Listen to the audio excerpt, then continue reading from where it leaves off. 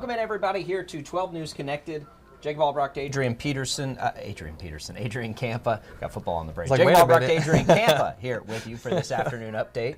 Adrian, we are talking weather. We've been talking weather, and this is a pesky system for you guys, right? Because it's been annoying. And you said this. You said this from the beginning. The models do not agree on this system coming in at the end of the week. The good news is we're starting to see better agreement today. We started seeing that trend late last night, and when you have several runs in a row kind of showing similar trends, that's a good thing. It means they're finally getting into alignment. Now, I have to add, the storm system still hasn't made it over land, so there's still going to be some pesky differences over the next 24 hours, but I think we're really fine-tuning it now, so maybe a good idea to start thinking about backup plans. Yesterday we were saying, don't cancel anything, but now it's just like, okay, outdoor plans definitely need to have a backup in place. So what's coming into the upcoming weekend?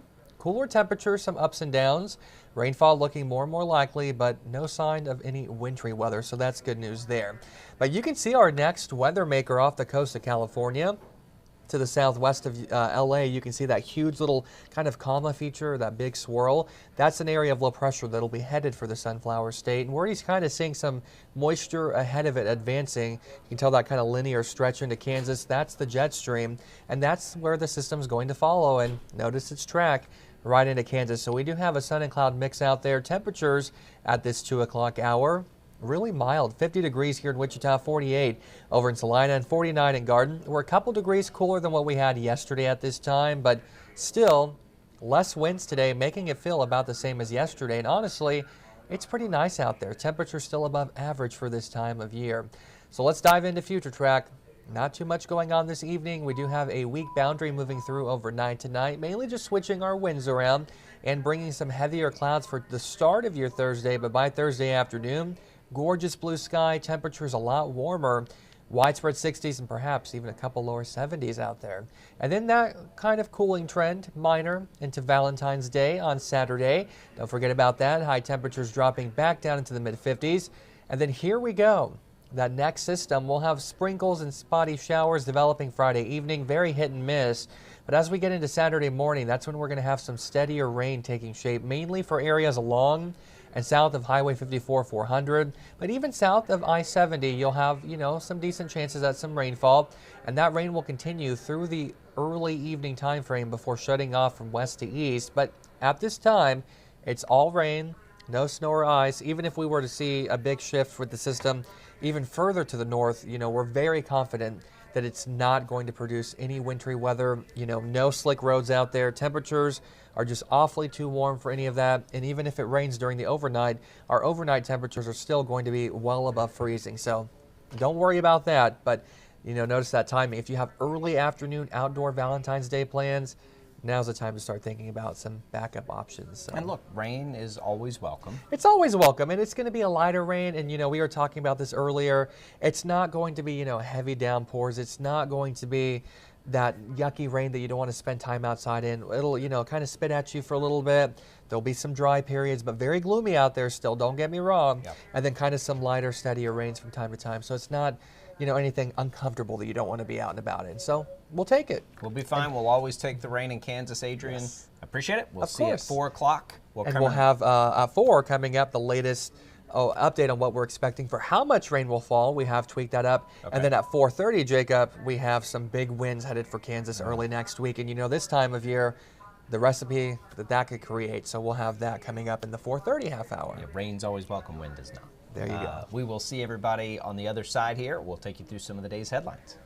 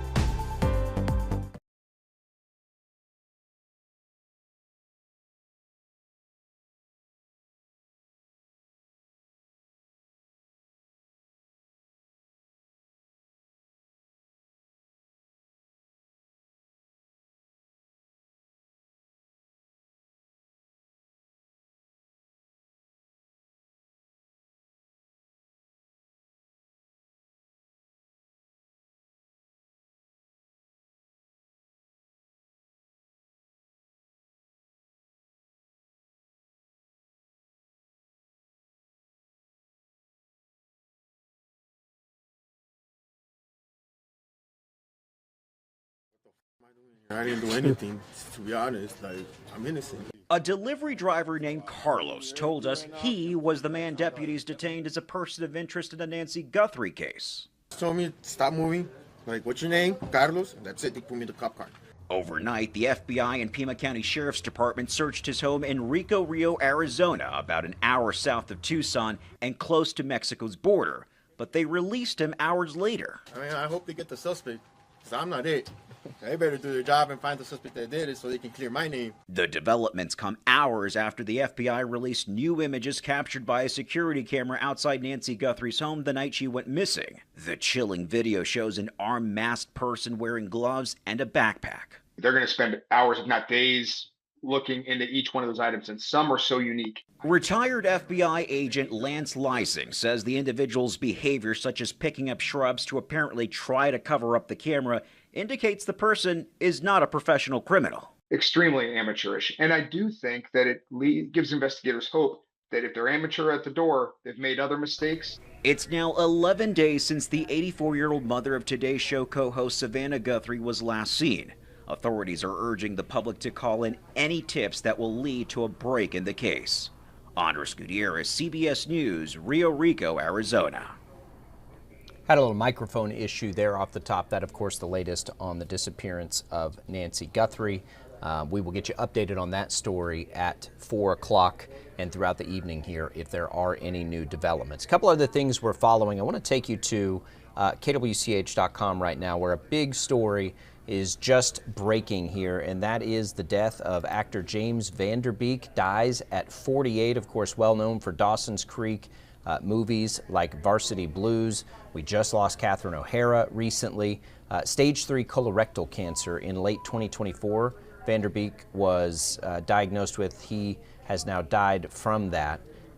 So a sad day for Hollywood, certainly, with James Van Der Beek. You can find more on that story right now at KWCH.com. And then also at KWCH.com, I'm going to take you to our state news page. And that is a really good spot for you here this week as we continue to follow the latest out of Topeka. So right now, if you go to that page, you can find some of the bills being discussed, how food assistance is monitored, is there identification needed for there, or income verification, I should say. Kansas lawmakers on a hot topic on livestock theft. One of the hotter topics of today has to do with minimum wage changes potentially. That's being discussed today. We have Sophia Jernander up in Topeka, looking into those stories. We're going to have full reports from her coming up at 4, 5, 6, 9, and 10 as well. So we've got those things happening. And then we've got something more fun happening maybe here in Wichita that's catching a lot of attention. And that is something maybe Shocker fans would tell you they've been missing for a little while. Wichita State is starting a 2-game stretch at home this week, and everybody related to Shocker basketball seems to be begging the community to show up in full force because the Shockers have 2 home games, and if they win them both, they kind of control their destiny in first place in the American Conference. That's a big deal this year. Progress, tremendous progress lately. So they are, former coaches, players, really advocating to fill up Charles Koch Arena. The university is running some ticket specials. You can go find those as well, but they are welcoming a walk-up crowd. Tonight they play South Florida at 6:30, and then on Valentine's Day, they come back and play Tulsa, a rivalry game, and that one's at 6 o'clock on Saturday. Those happen to be 2 teams that are ahead of them by just a game in the standings, so a big week for the Shockers would go a long way. We'll have full coverage of that game. TJ Cleland will be there live from Charles Koch Arena all night long. He'll have live reports at 5, 6, and then post-game coverage at 9 and 10 tonight. That does it for us. For the very latest, of course, you can go to KWCH.com. Look for all kinds of great content here on CTV. Thanks for being with us on 12 News Connected. I'm Jacob Albrecht. We will see you at 4 o'clock.